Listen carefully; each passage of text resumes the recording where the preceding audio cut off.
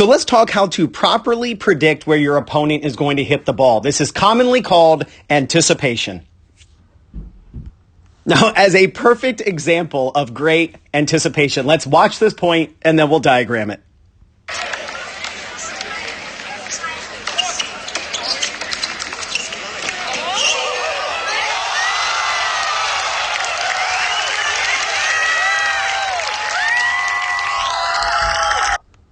What an absolutely insane point. Incredible. All right. So this video, by the way, is from Matt Lynn on YouTube. Make sure you subscribe to his awesome channel. He's got great college and pro footage. So here's UCLA versus USC, number one doubles, high level play here.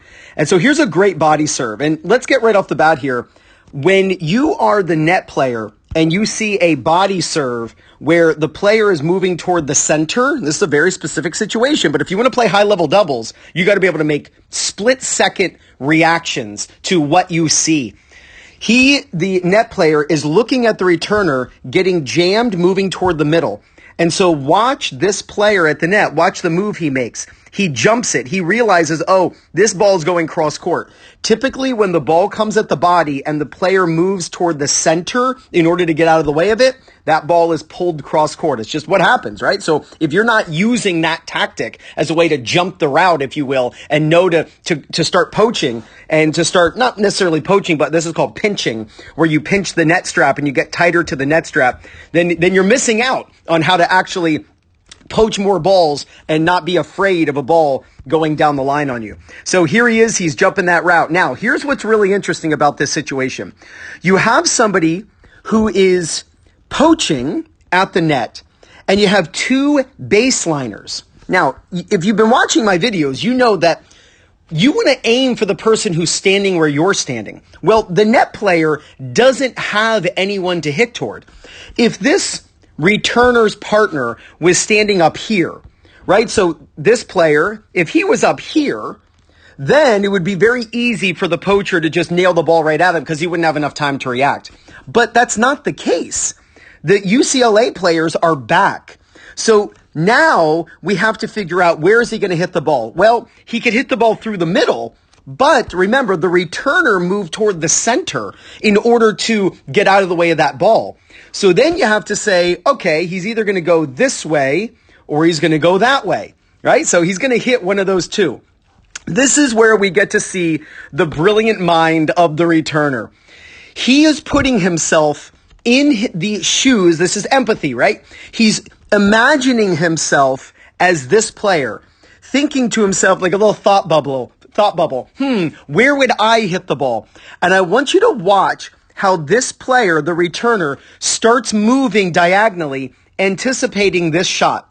He's not worried about the down the middle. And of course, if it goes this way, who cares? Like, he can't get it. So he decides to jump this route, and he decides to make this move out toward the ball. So watch what happens. He starts running, and he actually starts running for this ball before the ball is ever struck. You can see this. You can see that he is running this way before the ball is ever hit. And because of that, he is able to run down a ball that is absolutely a winner. This is called a squash shot, by the way. This is a continental grip. He's basically like, when you skip a rock on a lake, it's a sidearm throw. Shortstop in baseball, making a throw to first base or making a throw to second base for a double play. Same thing. Racket face is open, and he's pronating as he hits. You can see it's basically a sideways serve, sideways throw. And he actually chips under the ball with backspin. This ball, and look where this ball lands. Look where this ball lands. This ball is out. Like, this ball is over the green. In fact, this ball doesn't even go over the net. It goes around the net post. And that ball lands just inside the baseline. Absolutely incredible. The crowd goes wild. He's super pumped. The beauty of college tennis. So excited. His partner is like, what? His partner's like, are you freaking kidding me? So cool. Now, how did he do it? It's because he put himself in his opponent's shoes, and he realized, wait a minute. This is this guy thinking. He's thinking, if I were this guy and I was presented with two back, I have to go for one of these two shots. In order to anticipate, you have to empathize. But here's the key. You're not going to empathize and you're not going to anticipate something you wouldn't do. All right. So that's a very profound statement. I want you to hear this. You are not going to anticipate something that you don't do, which means you're only going to anticipate something you do. So you need to be the type of person in this situation who goes for these angle shots. And that would be the only way you'll ever predict that it's going to happen from your opponent to be able to run that ball down. All right, let's watch this point one more time, and then we'll diagram it on the big board.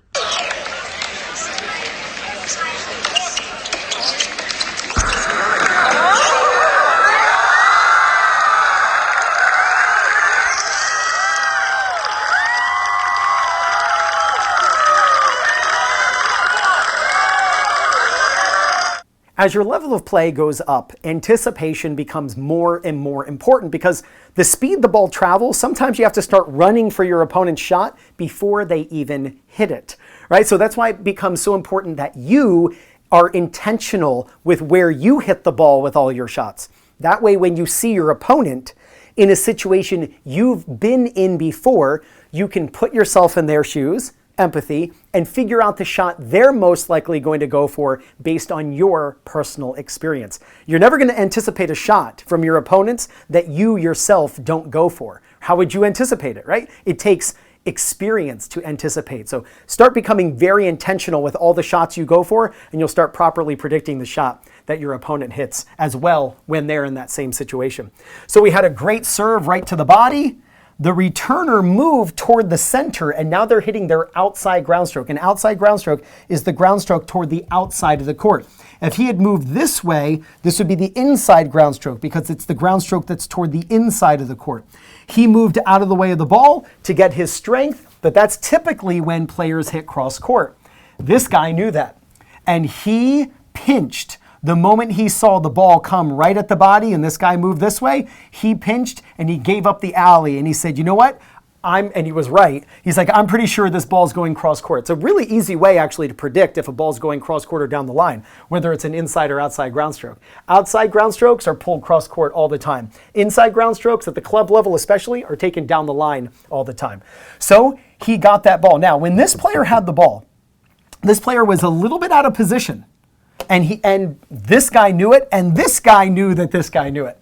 Both of these players are back. If you've watched me for any amount of time, you know I'm a big fan of the strategy, hit the ball to the opponent who is standing where you're standing. Well, when both players are back, the net player doesn't have anyone to pick on. You know, if like this guy was right here, that point would have been completely different. He would have blasted it right at his feet and the point would have been over.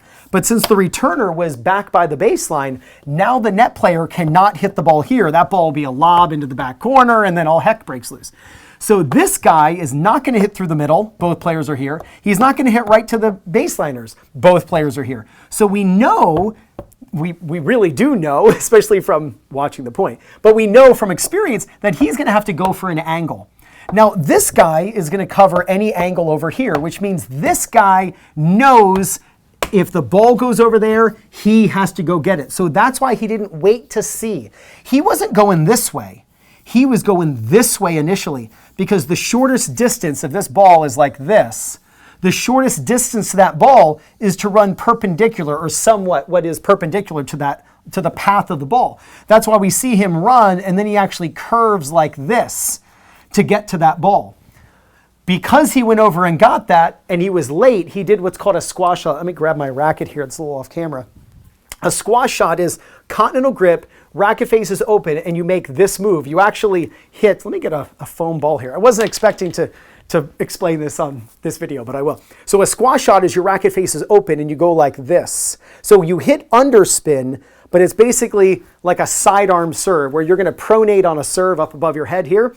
A squash shot is a very low ball. It's like a golf club that's chipping under the ball, but you pronate when you hit it. And you see all the pros do it. It's called a squash shot. It's a common shot that you'll actually hit in squash.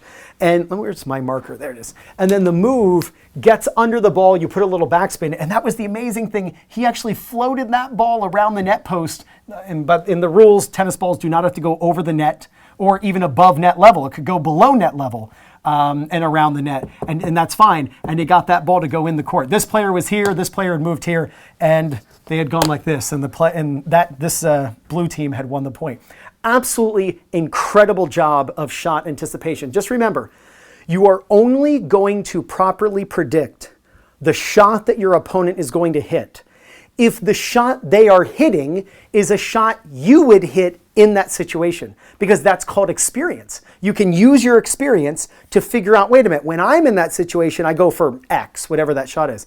So that's when you can predict. This is why people with very little experience have a hard time predicting, because they haven't been in that certain situation enough to predict what the other person is going to do. That's why making sure that on every single shot, you have a particular place you aim. And over time, you learn what works and doesn't work. And then when your opponents are in that same situation, you can predict the same shot, or possibly the same shot that they're going to go for. Now, if you love doubles and you love strategy and you love raising your level of play, and not just in shot anticipation of what your opponents are going to do, but actually learning how to dictate play no matter who you're playing against, then I want to show you the Fuzziola Balls Doubles Playbook.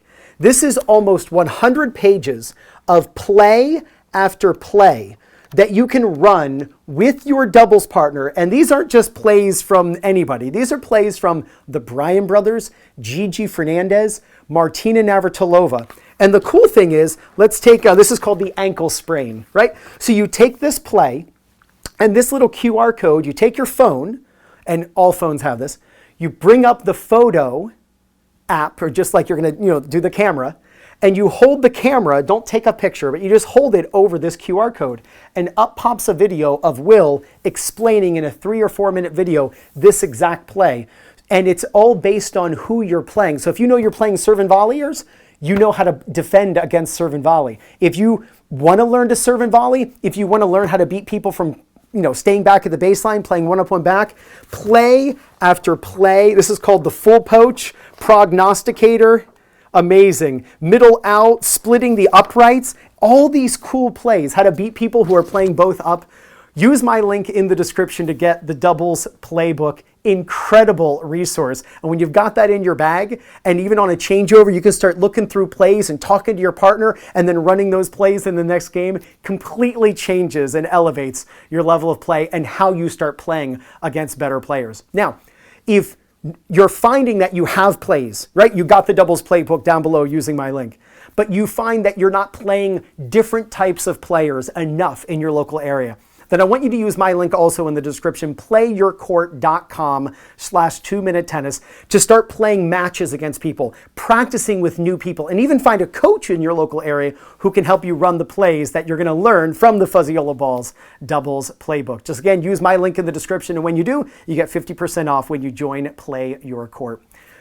Anticipation comes from seeing your opponent in a certain situation, thinking back to times you've been in that situation and the shots that you've intentionally hit when in that position, and then going for it, putting all of your eggs in one basket, and you don't care, right? Let me just say this. I was about to end the video, but I want to explain this.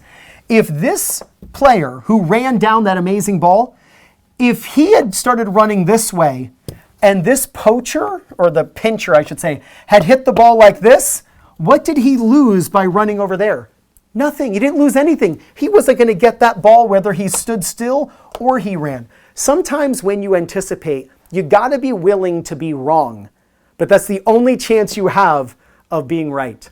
Start anticipating the shots that your opponents hit, and there's no doubt you're going to gain confidence, win more matches, and play much better tennis.